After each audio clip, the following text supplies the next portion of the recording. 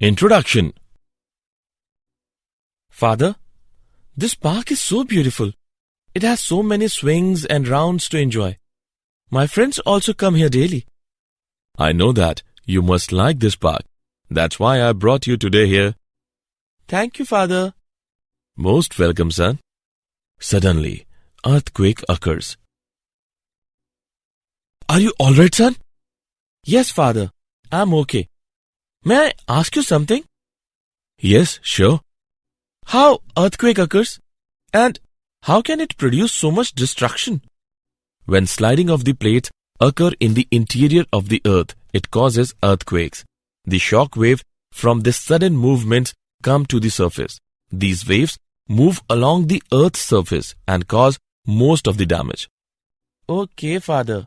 Now I got the point. And I want to know more about these waves. Okay, son. I will tell you. Children, today we will study more about the wave.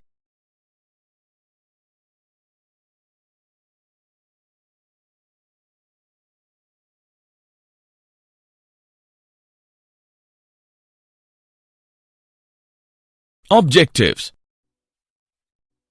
At the end of this lesson, you will be able to define wave motion, differentiate transverse and longitudinal waves, evaluate displacement relation in a progressive motion, calculate speed of a traveling wave, understand superposition of waves, know about reflection of waves, define stationary waves, understand beats, analyze Doppler effect.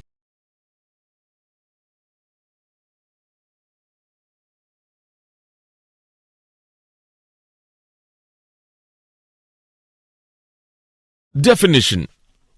By means of waves, transferring of energy is possible without bulk motion of matter. Wave motion may be defined as a form of disturbance which is due to the repeated periodic vibrations of the particles of the medium about their mean positions, and the motion is handed over from one particle to the other without any net transport of the medium. A stone is dropped in the water. A boy talking with someone. Earthquake are some examples of wave motion. In this chapter, we shall study about mechanical wave motion. Mechanical waves can be produced and propagated only in those material media which possesses elasticity and inertia. These waves are also called elastic waves.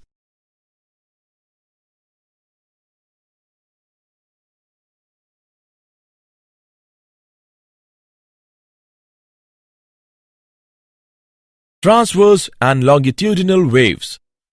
A transverse wave is the wave in which all the medium particles perform simple harmonic motion about their own mean equilibrium position in a direction perpendicular to the direction of wave propagation.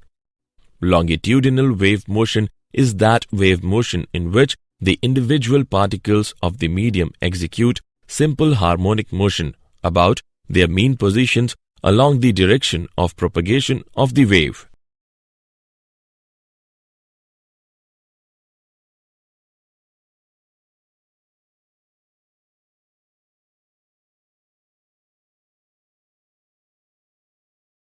Transverse and longitudinal waves. Let's make difference between transverse waves and longitudinal waves. Number 1. In transverse waves, the particle of the medium vibrate at the right angles to the direction of propagation of the wave, whereas in longitudinal waves, the particles of the medium vibrate along the direction of propagation of the wave. Number 2. The transverse waves travel in the form of alternate crests and troughs. One crest and one trough constitute one wave, whereas the longitudinal wave travel in the form of alternate compressions. One compression and one rarefaction constitute one wave. Number 3. Transverse wave can be formed in solids and on the surface of liquids only, whereas longitudinal waves can be formed in any medium. Number 4.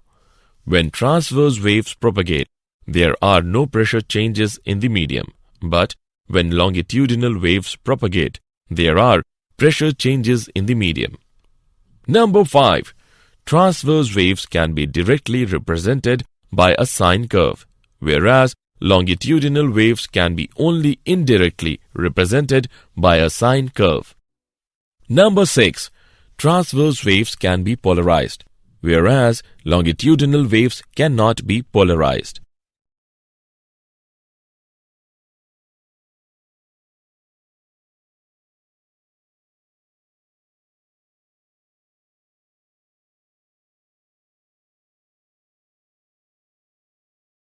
Displacement relation in a progressive motion. A displacement time function at every instant gives the shape of the wave at that instant. It also describes the motion of the constituent of the medium at that location. A sinusoidal traveling wave is then described by y is equal to a sine kx minus omega t, where y is equal to displacement as a function of position x and time t. A is equal to amplitude of a wave. Omega is equal to angular frequency of the wave. K is equal to angular wave number. Amplitude. A represents the maximum displacement of the constituents of the medium from their equilibrium position. It is called the amplitude of the wave. Wavelength. The minimum distance between 2 points having the same phase is called the wavelength of the wave, usually denoted by lambda. For simplicity, we can say that the wavelength is the distance between two consecutive crests or troughs in a wave. Period. The period of oscillation of the wave is the time it takes for an element to complete one full oscillation.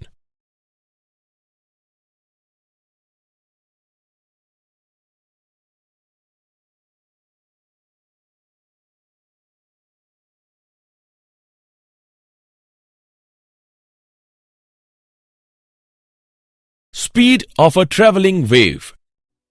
A general relation for all progressive waves is given by v is equal to lambda upon t.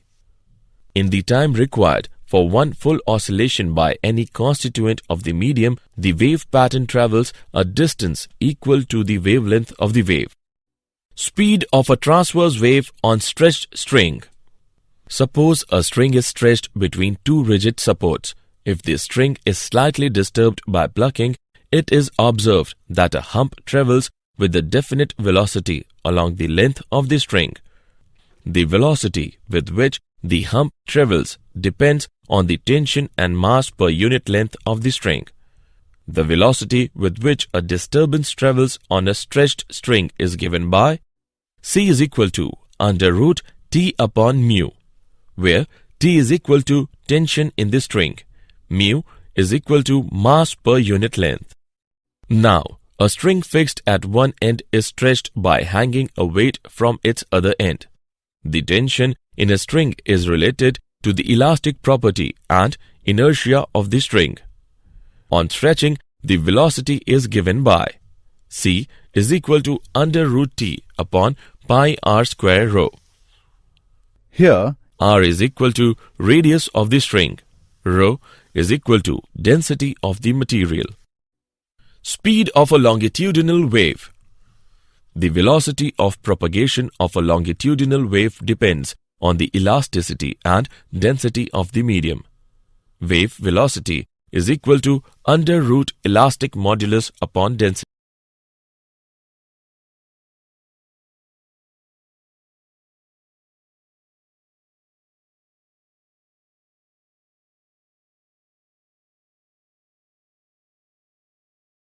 Principle of superposition of waves.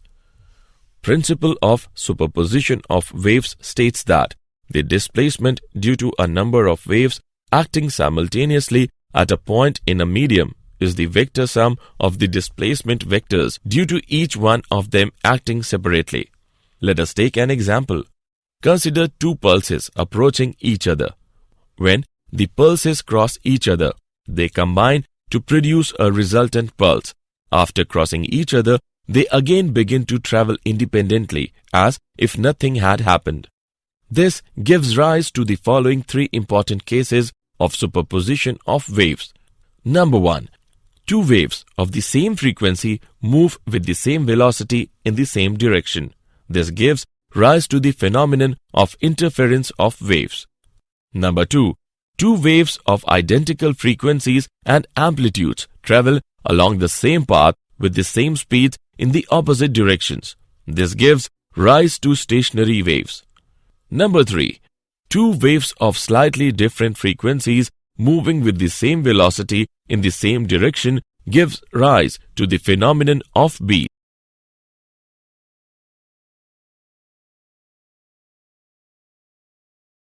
Reflection of waves.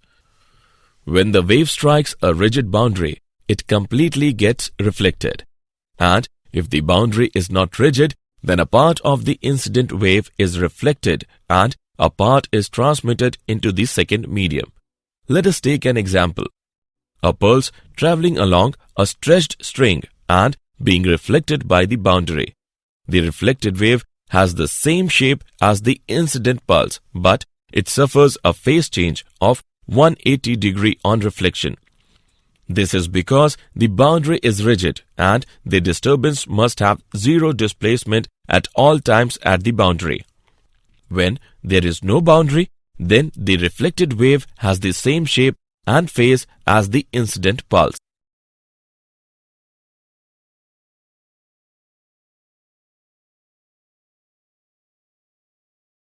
Stationary waves. The resultant wave formed by the superposition of two similar progressive waves traveling in the opposite direction is called a stationary wave. Antinodes. At some points, the displacement is always maximum compared to other points. These points vibrate with maximum amplitude and are called antinodes. The separation between successive antinodes is lambda by 2. Nodes. At some points, the displacement is always zero. These points, which are always stationary, are called nodes. The separation between successive nodes is lambda by 2. It is observed that the separation between a node and adjoining antinode is lambda by 4.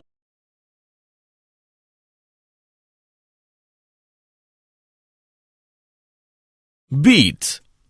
When two sounding bodies of nearly the same frequency and same amplitude are sounded together, the resultant sound comprises of alternate maxima and minima. The phenomena of alternate waxing and waning of sound at regular intervals is called beats. Let's see an example. There are two harmonic waves, one of frequency 12 Hz and the other of frequency 10 Hz. When they superimpose on each other, they give rise to beats of frequency 2 Hz.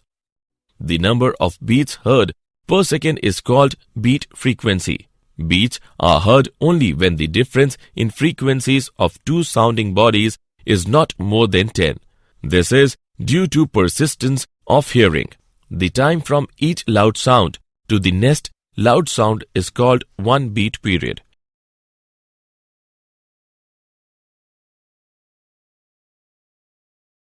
Example.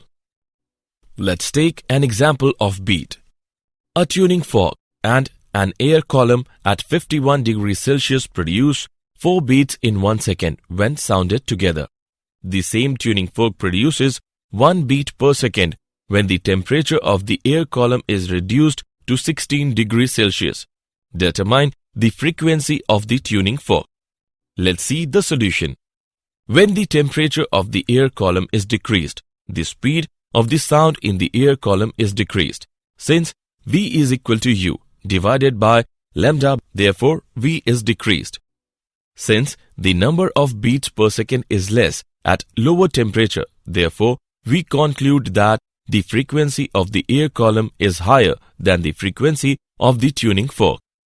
Let V be the frequency of the tuning fork.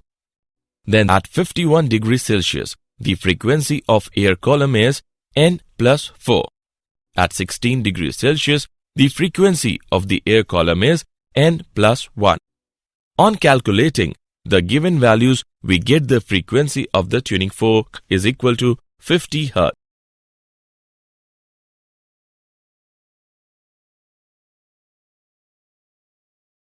Doppler's effect.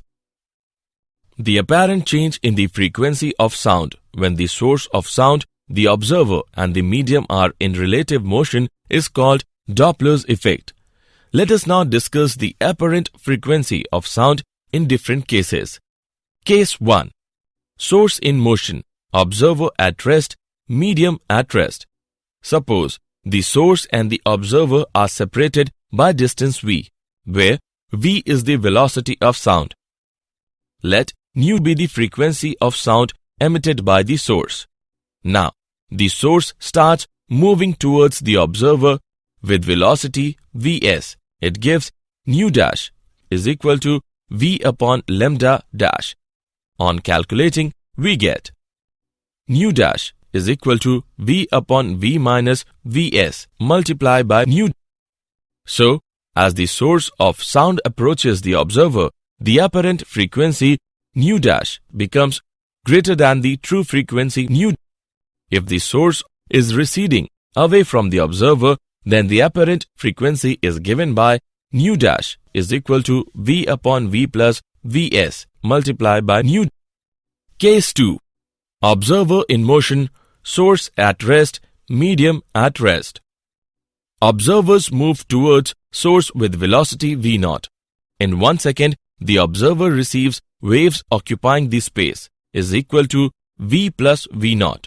Number of waves in unit distance is equal to nu upon v.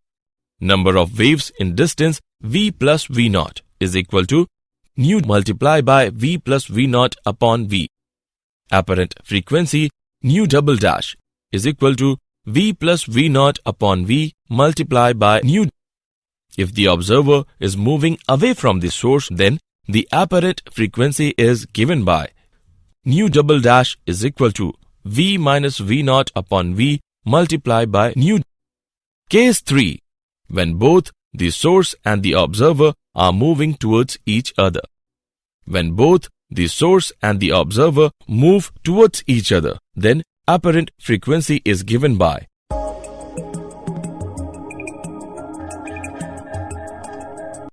nu triple dash is equal to v plus v0 upon v minus vs multiplied by nu.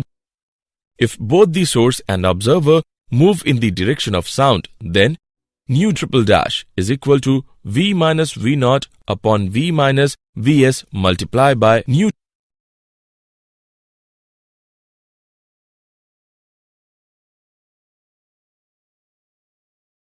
Did you know?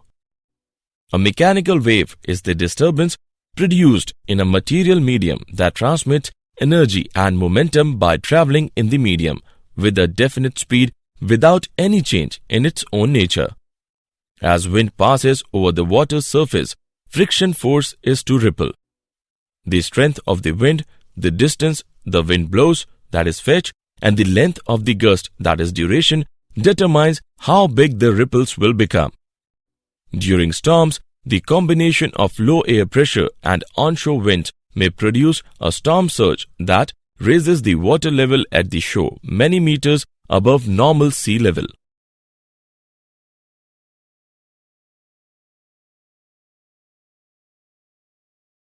Summary. Let us summarize what we have learnt. Wave motion may be defined as a form of disturbance which is due to the repeated periodic vibrations of the particles of the medium about their mean positions. In transverse wave, all the medium particles perform simple harmonic motion about their own mean equilibrium position in a direction perpendicular to the direction of wave propagation. In longitudinal wave, the individual particles of the medium execute simple harmonic motion about their mean positions along the direction of propagation of the wave. The minimum distance between 2 points having the same phase is called the wavelength of the wave.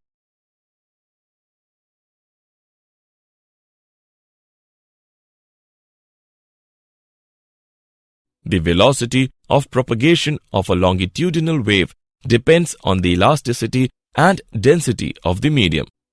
The displacement due to a number of waves acting simultaneously at a point in a medium is the vector sum of the displacement vectors due to each one of them acting separately.